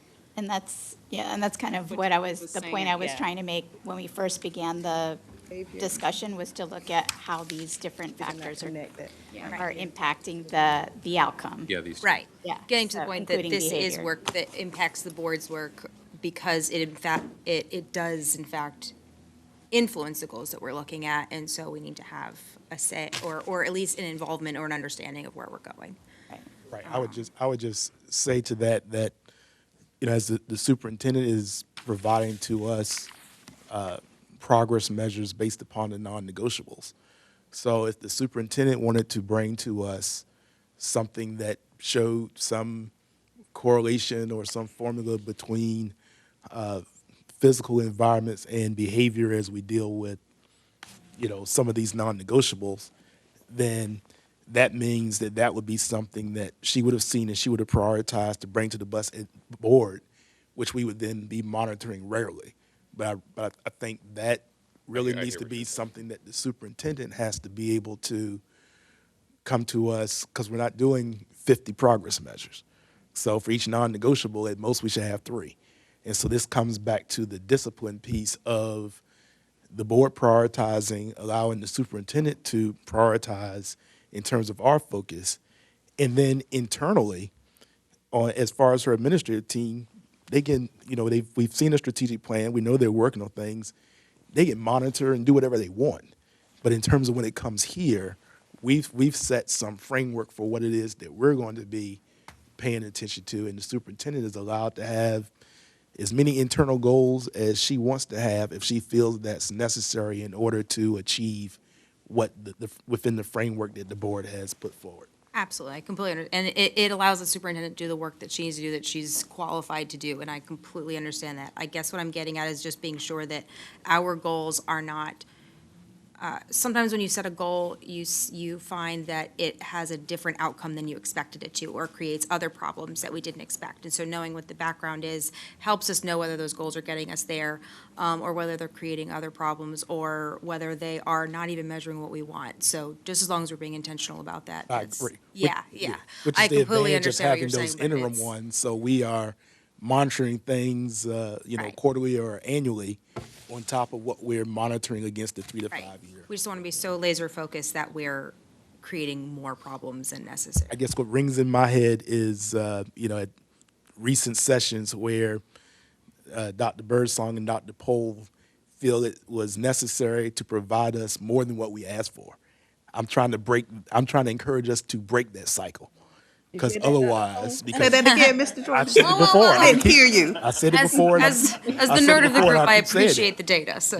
Because a question in this work session could easily result in the administration hearing, what we said to them, and the next thing you know, at our next monitoring report, they will go off and start working on it. So as a board, we have to be careful and focused on what we say, because what the staff hears us talk about is what they think we value. So if we spend all our time talking about that, it's human nature. They're going to go off and work on it. But if we're focused in discipline, they will stay focused in discipline. So that's why I think it starts with us. Okay, well, I'm going to wrap this up again. Discussion was good, though. Yes. Great. Thank you. And Stone and Jordan. I see. Yeah. They forget you already. That was Mr. Jordan. All right, so thank you again for your presentation, Miss Dr. Birdsong. Yes, Mrs. Spivey will come forward, and she will be providing an update on the governor's proposed biennial budget. Very high. Very high. Very high. Like 2-minute high? Yes. Okay, 2-minute high, Ms. Spivey. Here's the clicker. You have to, Did he turn it off? Well, I tell you what, we won't even do this. How about, if you have your. Chris is going to make sure you, you have what you need. Okay. I'm going to focus on two slides. Yeah. The first one is slide 8. And that is the summary of the effect of the governor's proposed budget on Norfolk Public Schools. And there's increases and there's decreases, but the bottom line is there's no favors for Norfolk Public Schools in this budget. The total increase is $540,000. That is less than 0.25% of the total budget. General fund, I'm focusing solely on general fund. So, if that budget is to pass, that we will have an extremely tight budget. The other slide I want you to focus on is on slide 15. Which one? 15. 15.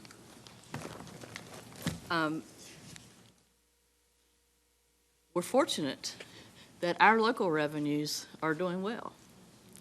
And because of the drivers of our local revenue allocation, we are going to receive an increase, estimated increase from the city of Norfolk.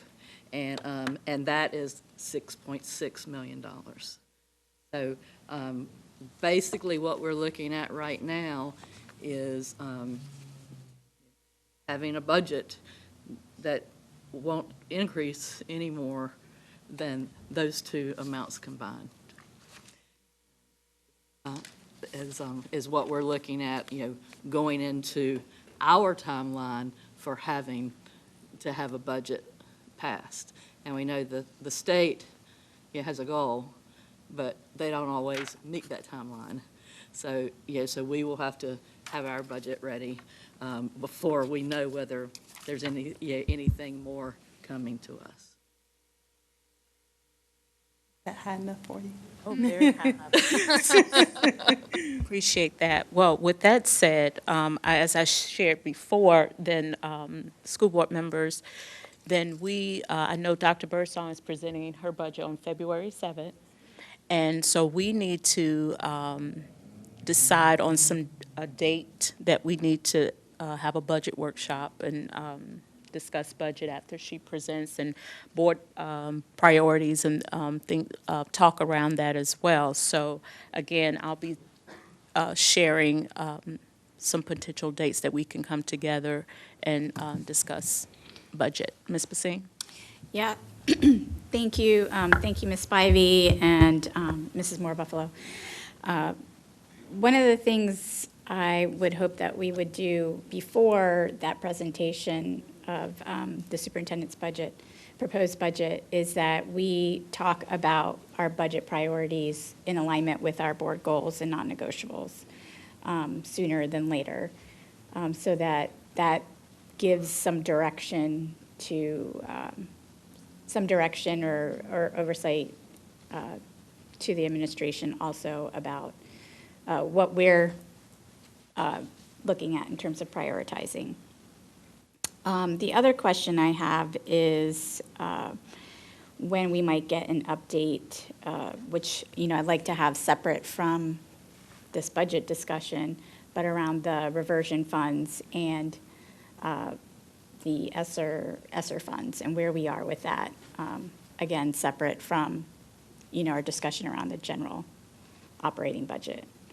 And so I just want to put that out there as you're planning meeting dates and agendas to please have that included in the agenda. Is there any other questions around? it's not so much a question, but I've been advised by our attorney that I need to read this statement whenever we're discussing budget. I've been advised that when participating in these discussions, and I do have a question afterward, regarding our budget, I need to publicly state that I do have a personal interest in our budget. It is a limited one that I share with many others. I've previously filed a written statement of that interest with the clerk. It's on file. If anyone would like to request it, it is available. But I am required to repeat that orally before participating in these discussions. My interest is that my husband is a vice principal at one of our schools. And so as a spouse, I am affected by how the budget affects our schools. And therefore, any compensation discussions will be affecting me, but it is something that I share with many people, a larger number of people, and all the employees of Norfolk Public Schools and their spouses.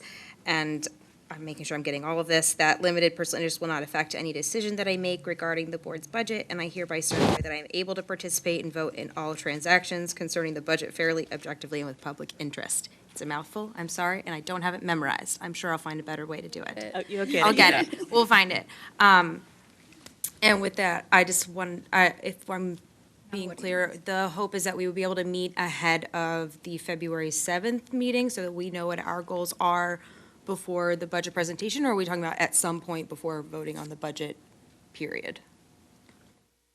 I'm just curious what the suggestion is. The suggestion is that we carve out time for board discussion around budget priorities. Sure. And do you In want that- alignment with the board goals that we've already established. So not creating new goals, but.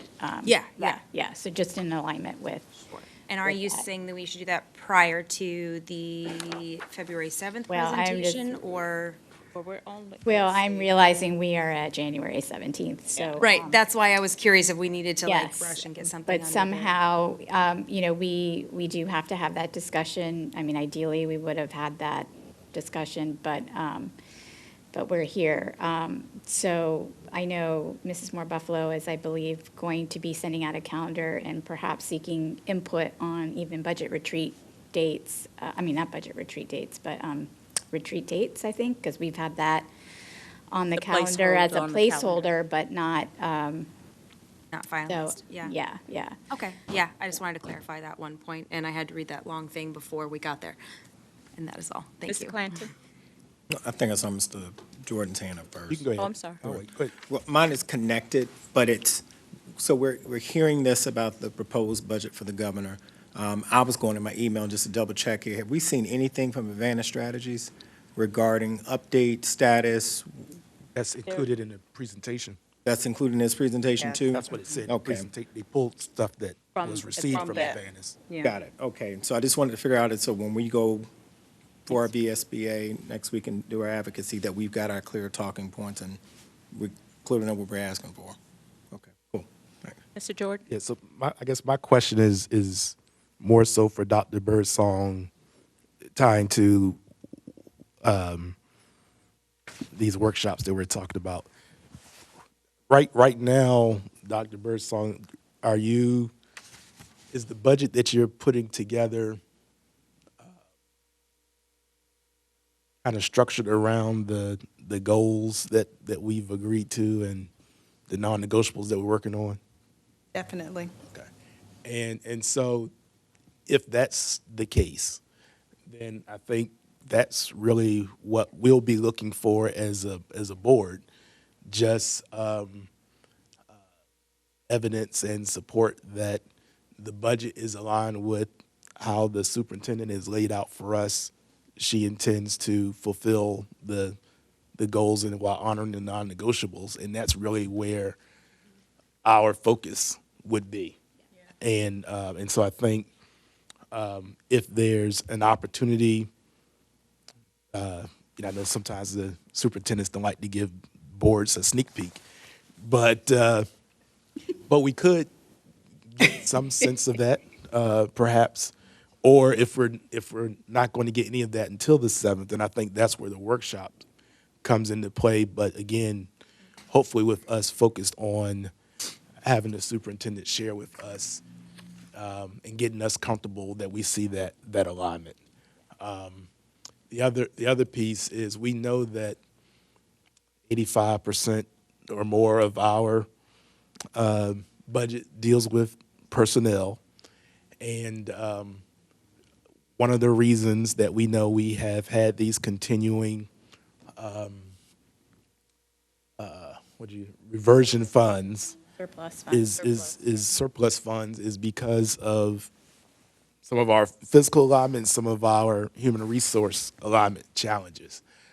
I would like for us to also see if maybe it's appropriate if we can pull our stuff together to consider as we deal with the revenue allocation policy of asking the council to give us flexibility around some of our excess funds so that they can be made available to support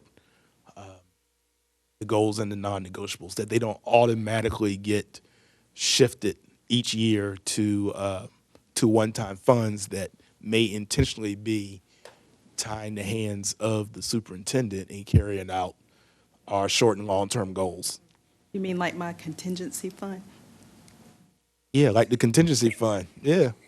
Mr. Jordan, in alignment with that one, I thought, and I don't, Attorney Cloud, if there was something about the legality of these reversion funds or something. I thought I recalled some type of conversation around that. I think what you're just thinking of is the statute that requires unused funds to return to the city, which that isn't what Mr. Jordan's addressing. The city has, in this city council resolution policy, has agreed to return funds, which they can certainly do, but they put that condition on it, but that condition isn't necessarily dictated by law. So it would, it's ultimately will be up to the council. Yeah, definitely, okay. And I know in the past, Mr.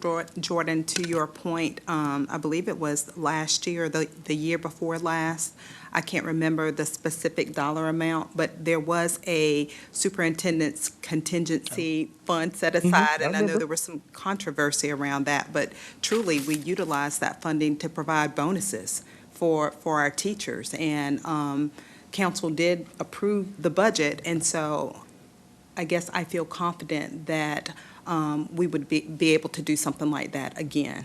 Right. Around our non-negotiables and goals. Right, and I think, all I'm saying is, as we have that conversation, bonuses are fine, but again, we are with operating, basically the council has given us a non-negotiable. Right. We will consider reallocating funds as long as you use them for Right. one-time. Sure, expenditures. Well, let's just say that we wanted to continue to make pay competitive, or whatever, let's say something else that needed to be done over a multi-year period. All I'm trying to say is, if we can be at a point where we can demonstrate, if it's determined that's needed, that we can just loosen some of the strings that allows for us to do that, to the extent that we can demonstrate that it's going to have a positive effect on student outcome. I don't know if it is, Okay. but what I do know is we have, all the FCI notwithstanding, we have significant vacancies in schools where we have the students of greatest need. And that is impacting student outcomes probably more than FCI and SES and all the things that we talk about, if we say that we believe that the most important difference maker for student achievement is the teacher in the classroom and the principal that's in charge of the building. And so right now we know we have an issue there, and whatever recommendations that may come forward to address that, as an individual board member, I don't want the superintendent to feel hamstrung around a one-time expenditure if she feels that this is something that she needs to address over 2 to 3 to 4 years. So that was the point that I was trying to raise in that regard. I'm just going to say now, still in that wheelhouse, I'm used to seeing a document from Advantage Strategies. I understand that there's something There in is this one presentation. There is one? Did you send it to them? So I think that needs to be, because we were used to getting that, and particularly if we're on legislative, should see that. But all members of the board should have that so that we're abreast of what's happening at the General Assembly, considering that this is a two-year budget. And I know that there are budget amendments being put forth, and I think Senator Lucas put one about the teacher national salary, increasing that, so we could be prepared to have some really authentic and, conversations with our legislators on things that we want. So if we're going to get that, I appreciate it. You'll Thanks. get it first, you'll get it tomorrow. Appreciate it.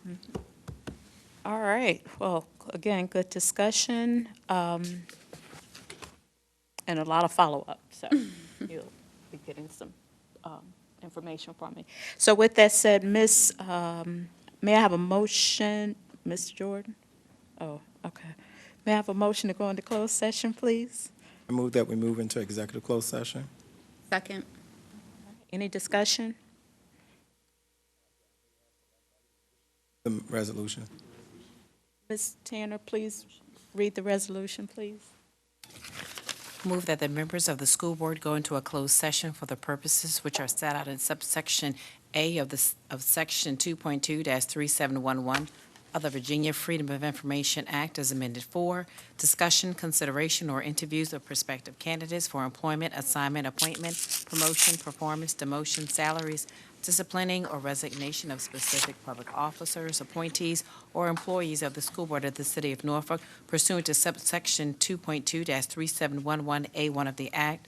The subject of this portion of the closed session is discussion of the performance of specific personnel in several departments of the administration, consultation with legal counsel regarding specific legal matters requiring the provision of legal advice by counsel pursuant to subsection 2.2-3711A8 of the Act. The subject of this portion of the closed session is for legal advice regarding the matters set above in subsection A of this motion. Basine? Aye. Blanton? Aye. Gabriel? Gone. Oh, I'm sorry, she's gone. Jordan? Aye. Martin? Aye. Stone? Aye. Buffalo? Aye.